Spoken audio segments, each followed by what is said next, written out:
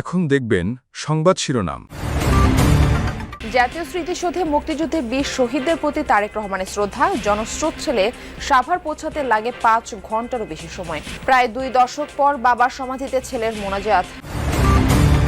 ৩০০ আসনে এখনো প্রার্থী চূড়ান্ত করতে পারেনি কোনো দলই। শরিক ও সমমনাদের সাথে চলছে বিএনপি জামায়াতের দর কষাকষি। এনসিপির গন্তব্য নিয়ে আলোচনা।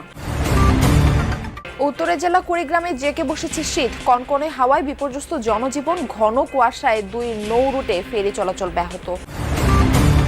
টানা ছুটিতে কক্সবাজার সহ ৩ পার্বত্য জেলায় পর্যটকের ঢল। উপভোগ করছেন দিগন্ত বিস্তৃত সমুদ্রের নীল জল। কুয়াশার চাদরে মোড়া সবুজ পাহাড় ছুঁয়ে যাচ্ছে প্রকৃতিপ্রেমীদের মন। মিয়ানমারে নির্বাচন ঘিরে শঙ্কা উত্তেজনা। জান্তার বিরুদ্ধে বিরোধী দলীয় সমর্থকদের উপর হামলা, দমন পীড়নের অভিযোগ মানবাধিকার সংস্থাগুলো। আসসালামু আলাইকুম। এতক্ষণ দেখছিলেন সংবাদ শিরোনাম, এখন দেখবেন বিস্তারিত। নীরবে দাঁড়িয়ে থেকে জাতীয় স্মৃতিসৌধে মুক্তিযুদ্ধের ২০ শহীদদের প্রতি শ্রদ্ধা জানিয়েছেন বিএনপির ভারপ্রাপ্ত চেয়ারম্যান তারেক রহমান। স্বাক্ষর করেন স্মৃতিসৌধের পরিদর্শন বইয়ে। সড়কের জনস্রোত ঠেলে জিয়াউর রহমানের সমাধি থেকে সাভার পৌঁছাতে প্রায় ৫ ঘন্টা সময় লেগে যায় বিএনপির শীর্ষ নেতার। নিয়ম অনুযায়ী সূর্যাস্তের আগে স্মৃতিসৌধে শ্রদ্ধা নিবেদন করতে হয়। তাই তারেক রহমান পৌঁছানোর আগেই তার পক্ষে বিকেলে স্মৃতিসৌধে পুষ্পস্তবক অর্পণ করেন বিএনপির সিনিয়র নেতারা। সাভারের জাতীয় স্মৃতিসৌধে রাত ১০টা নাগাদ যখন তারেক রহমান পৌঁছান, তখন জনতার কাছে হাত উঁচু করে দোয়া প্রার্থনা করছিলেন তিনি। পরে দীর্ঘক্ষণ অপেক্ষায় থাকা জনতার ভালোবাসায় সিক্ত হয়ে প্রবেশ করেন জাতীয় স্মৃতিসৌধে। রাত হয়ে যাওয়ায় রীতি অনুযায়ী স্মৃতির মিনারে ফুল না দিয়ে নীরবে দাঁড়িয়ে থাকেন তারেক রহমান। পরিদর্শন বইয়ে স্বাক্ষর করে মুক্তিযুদ্ধের বীর শহীদদের প্রতি শ্রদ্ধা জানান তিনি। তবে বিকেলে তারেক রহমানের পক্ষ থেকে স্মৃতিসৌধে পুষ্পস্তবক অর্পণ করেন বিএনপি নেতারা। শহীদ জিয়াউর রহমানের মাজারে পুষ্পস্তবক অর্পণ করছেন এবং সেখানে মাজার জিয়ারত করে তিনি ওখান থেকে রওনা দিচ্ছেন।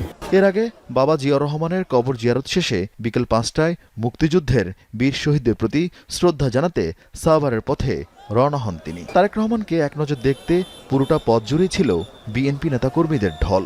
জনস্রোত তৈরি হয় ঢাকা আরেচা সড়কের বিভিন্ন পয়েন্টে। পুরো সময় সেই লাল সবুজ বাসের সামনে ঠাঁই দাঁড়িয়ে জনতার অভিবাদন গ্রহণ করেন তারেক রহমান। হাত নেড়ে শুভেচ্ছার জবাব দিতেও ভুল করেননি এক মুহূর্ত। সময় ফুরিয়ে আসছে, কিন্তু এখনও চূড়ান্ত হয়নি কোনো দলেরই ৩০০ আসনে প্রার্থিতা। মনোনয়নপত্র দাখিলের আগে শতভাগ চূড়ান্ত হবে কিনা নিশ্চিত নয়। নির্বাচনী আসন সমঝোতা নিয়ে অসন্তোষ আছে বিএনপির শরিক দলগুলোর মধ্যে। এদিকে জামায়াত ইসলামী ও সমমনা দলগুলোর মধ্যে আসন ভাগাভাগি নিয়ে আছে মতভেদ। সমমনা ৭টি দলের বাইরে দলটির সাথে আলোচনায় আছে এনসিপি সহ একাধিক দল। সময় যত গড়াচ্ছে নির্বাচনে রাজনৈতিক দলগুলোর আসন সমঝোতা তত কঠিন হচ্ছে। বিএনপি, জামায়াত ইসলামী, এনসিপি সহ দলগুলো এখনও শতভাগ আসনে প্রার্থী চূড়ান্ত করতে পারেনি। জোটবদ্ধ হলেও নির্বাচন করতে হবে নিজ প্রতীকে। আরপিওর এমন সংশোধনের পর জোট ও শরিকরা নানা হিসেব কষছে। কে কত আসন পাবে, কয়টায় দেয়া হবে ছাড়, এই নিয়ে এখনও দর কষাকষিতে দলগুলো। মুফতি রশিদ বিন ওয়াক্কাস ইসলামী ঐক্য জোট যুগপৎ আন্দোলনের শরিক ও সমমনা দলগুলোর সঙ্গে আসন সমঝোতা প্রায় চূড়ান্ত করেছে বিএনপি। ২৭২টি আসনে দলীয় সম্ভাব্য প্রার্থীর নাম ঘোষণা করা হয়েছে। বাকি ২৮টি থেকে সমঝোতার মাধ্যমে শরিকদের দেয়া হবে। যুগপৎ আন্দোলনের শরিক ও সমমনা দলগুলোর সঙ্গে আসন সমঝোতা প্রায় চূড়ান্ত করেছে বিএনপি। ২৭২টি আসনে দলীয় সম্ভাব্য প্রার্থীর নাম ঘোষণা হয়েছে। বাকি ২৮টি সমঝোতার মাধ্যমে শরিকদের দেয়া হবে। এখন পর্যন্ত প্রায় ১৪টি আসনে শরিক দলের প্রার্থীদের নামও ঘোষণা করেছে দলটি। যেসব আসনে সমঝোতা হবে সেখানে প্রার্থী দেবে না বিএনপি। যদি বোঝাপড়া থাকে অনেক কিছুই করা সম্ভব। এই তো এটা নিয়ে কিছু টানাপোড়েন আছে। সব নির্বাচনের সময় এরকম কিছু টানাপোড়েন থাকে, আপনি জানেন এটা। এবারও তার ব্যতিক্রম না, কিন্তু এবার আমরা একটু গুরুত্বপূর্ণ, বিএনপি যেহেতু বড় দল, তাদের আমরা বড় ঔদার্য আমরা আশা করেছিলাম। সরকার গঠন করলে সরকার কিভাবে বাকিরা অংশ হতে পারে তারা এটা বিবেচনার মধ্যে আছে। এরপরে সংরক্ষিত নারী আসন আছে। আপার চেম্বার গঠিত হলে উচ্চতর কক্ষ, সেখানেও এটা অ্যাকোমোডেট করবার সুযোগ আছে। কিন্তু ব্রডলি ন্যাশনাল পলিটিক্সে এখনো পর্যন্ত এক ধরনের বোঝাপড়ার জায়গাটা আমরা বাড়িয়ে তুলবার, অব্যাহত রাখার একটা সচেতন চেষ্টা বিএনপির দিক থেকেও আছে, আমাদের দিক থেকেও আছে। উত্তরের জেলা কুড়িগ্রামে জেকে বসেছে শীত। ঘন কুয়াশা আর কনকনে হাওয়ায় বিপর্যস্ত হয়ে পড়েছে জনজীবন, ব্যাহত হচ্ছে স্বাভাবিক চলাচল। কষ্ট বাড়ছে খেটে খাওয়া মানুষের। শীত বস্ত্রের অভাবে বিপাকে হতদরিদ্র আর ছিন্নমূল মানুষ। শীতের সাথে পাল্লা দিয়ে বাড়ছে সর্দি, কাশি ও শ্বাসকষ্ট সহ নানা রোগ। কুড়িগ্রামের ধরলা নদীর কোল ঘেঁষা পাঁচগাছি ইউনিয়নের কদমতলা গ্রামের চান মিয়ার পরিবার। টিনের ভাঙাচোরা ঘরে হু হু করে ঢোকে কনকনে হাওয়া। তীব্র শীতে বিপর্যস্ত 8 জনের পরিবার। খোলামেলা ঘর, বাতাস ঢোকে, কুয়াশা ঢোকে, চাল ভিজে পানি পড়ে। পুরাতন কাপড় চোপড় দিয়ে 5টা বাচ্চা নিয়ে আসি, খেয়ার বিছায় থাকি, খেতা বিছায় এগুলো দিয়ে আসি আর কি, ভাঙাচোরা ঘরের মধ্যে। তিস্তা, ধরলা, ব্রহ্মপুত্র সহ 16টি নদী বেষ্টিত জেলা কুড়িগ্রামের চরাঞ্চল ও নদী তীরবর্তী এলাকায় সপ্তাহ ব্যবধানে বেড়েছে শীতের তীব্রতা। টানা কয়েকদিন ধরে সূর্যের দেখা না পাওয়ায় হাড় কাঁপানো শীতে কাহিল এই জনপদের বাসিন্দারা। বিশেষ করে খেটে খাওয়া মানুষেরা পড়েছেন সবচেয়ে বিপাকে। পর্যটকের ঢল নেমেছে কক্সবাজার সমুদ্র সৈকতে এবং 3 পার্বত্য জেলায়। টানা 3 দিনের ছুটিতে সরগরম দর্শনীয় সব স্থান, সব হোটেল, মোটেল, রিসোর্ট পরিপূর্ণ। প্রকৃতির নৈসর্গিক সৌন্দর্য উপভোগ করছেন সবাই। কেউ যাচ্ছেন সৈকতে, কেউ পাহাড়, নদী, হ্রদের মিতালি উপভোগে। পর্যটকদের নিরাপত্তার বাড়ানো হয়েছে টহল। কক্সবাজার সমুদ্র সৈকতের কলাতলি, লাবণী ও সুগন্ধা এই 3 পয়েন্টে অগণিত পর্যটকের কোলাহলে মুখর।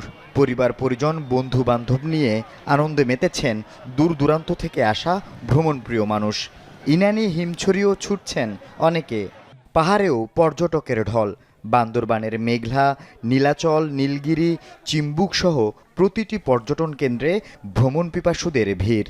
উপভোগ করছেন নৈসর্গিক সৌন্দর্য। তবে হোটেলে থাকা খাওয়ার খরচ বেশি বলে অভিযোগ সবার। রাঙামাটির চিত্রও একই। কাপ্তাই হ্রদ, ঝুলন্ত সেতু, পলওয়েল পার্ক, আরণ্যক, সুবলং ঝর্ণায় প্রকৃতির অপরূপ সৌন্দর্য উপভোগে দূর দূরান্ত থেকে এসেছেন অনেকে। সব হোটেল, রিসোর্ট পরিপূর্ণ। এইসব জায়গাগুলো গেলে আমার মনে হয় যে আরো ভালোভাবে প্রাকৃতিক সৌন্দর্যটা উপভোগ করতে পারবে। পাতানো নির্বাচন হতে যাচ্ছে মিয়ানমারে, এমন অভিযোগ করেছে বিভিন্ন মানবাধিকার সংস্থা। বলা হচ্ছে ক্ষমতা কুক্ষিগত রাখতে নির্বাচনে অংশ নিতে দেয়া হচ্ছে না বিরোধী দলগুলোকে। হামলা চালানো হচ্ছে বিরোধী সমর্থকদের উপর, ভাঙচুর, অগ্নিসংযোগ করা হচ্ছে তাদের বাড়িঘরে, দেয়া হচ্ছে অপহরণের হুমকি। অন্যদিকে ভোট কেন্দ্রে যেতে বাধ্য করতে ভয়ভীতি দেখানো হচ্ছে সাধারণ নাগরিকদের। দীর্ঘ 5 বছর পর আবারও নির্বাচনের প্রস্তুতি সংঘাত জর্জরিত মিয়ানমারে। 3 ধাপে হবে ভোট গ্রহণ। আগামী 28 ডিসেম্বর প্রথম ধাপে নেওয়া হবে ভোট।